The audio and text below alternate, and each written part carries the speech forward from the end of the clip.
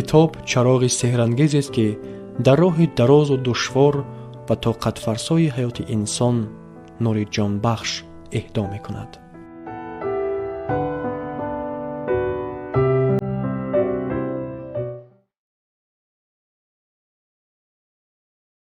бинандагони азиз, ин навбат мо ба шумо дар бахши асарҳои хонданӣ дар бораи достонҳои бузурги маъруфи Илиада ва Одиссеяи шоир ва мутафаккири юнони қадим Ҳомер маълумот хоҳем дод. дар аввал бояд гуфт, ки достонҳои эпикӣ аз анъанаи сурудҳои халқӣ ба воя расидааст.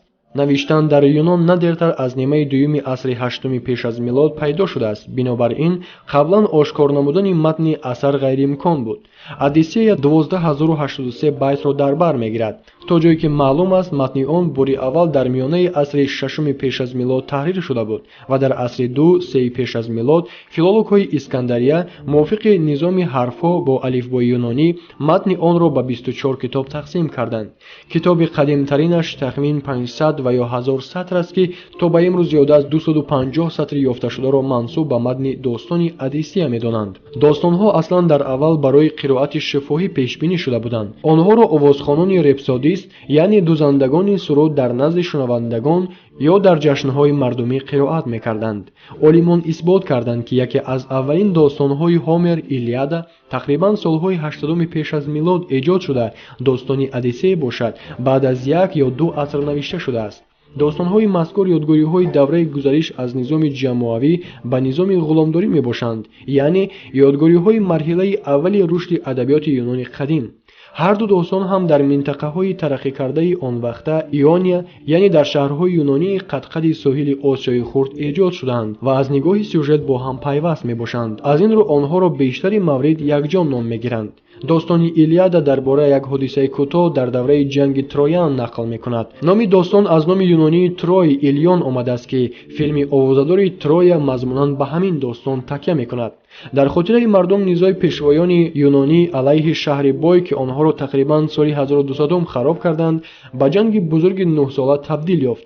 тибқи афсона сабаби ҷанг рабуда шудани малика Елена, ҳамсари зебои шоҳи Юнон Менелаус аз ҷониби шоҳзодаи Троянӣ Парис буд. сюжети Илиада дар асоси ғазаби Ахиллес муноқиша дар бораи ғаниматҳои ҳарбӣ байни ду қаҳрамони бузурги юнониён, Ахиллеси тавоно ва бародари Менелай, фармондаи асосии ажнабиён Агамемнон асос ёфтааст. дар Илиада ҷангҳои хунин, набардҳои далерона ва ҷасорати ҳарбӣ тасвир шуданд. достони Одиссей дар бораи бозгашт ба хона пас аз шикасти Троя, яке аз подшоҳони Юнон, Одиссей нақл мекунад, ки ба шарофати макри ӯ бо аспи чӯбӣ юнониҳо Трояро гирифтанд. ин бозгашт 10 соли тӯлонӣ давом кард, ки дар достон дар бораи онҳо на дар пайдарҳамии хронологӣ, балки дар низоме ки хоси достон аст, бо кашишҳои зиёд нақл меравад. дар асл ҳодисаҳо дар достони Одиссей ҳамагӣ 40 рӯзро дар бар мегиранд, ки охирин озмоишҳои Одиссей дар роҳ ба сӯи ҷазираи зодгоҳаш Итак мебошад. достони чӣ гуна зани содиқаш Пенелопа ва писараш Телемак ба ваҳшигариҳои хостгорон муқовимат мекунанд ва дар бораи интиқом аз хостгорон. аммо дар қисматҳои сершумори достони Одиссей хотираҳо баъзан аз Троя, баъзан аз саргузаштҳои гуногун, ки дар тӯли солҳои саргардонӣ ба дӯши ӯ афтоданд, сухан меравад ва дар ниҳоят достон фарогири хотираҳои 20-соларо ташкил медиҳад. дар муқоиса бо Илиада, Одиссей бештар тавсифи ҳаёти ҳаррӯзаро дар бар мегирад ва унсури моҷароҷӯӣ ҳам дар сюжет бештар муаррифӣ шудааст. бинандагони азиз, тавре ёдовар шудем аз рӯи достонҳои Илиада ва Одиссеяи Ҳомер.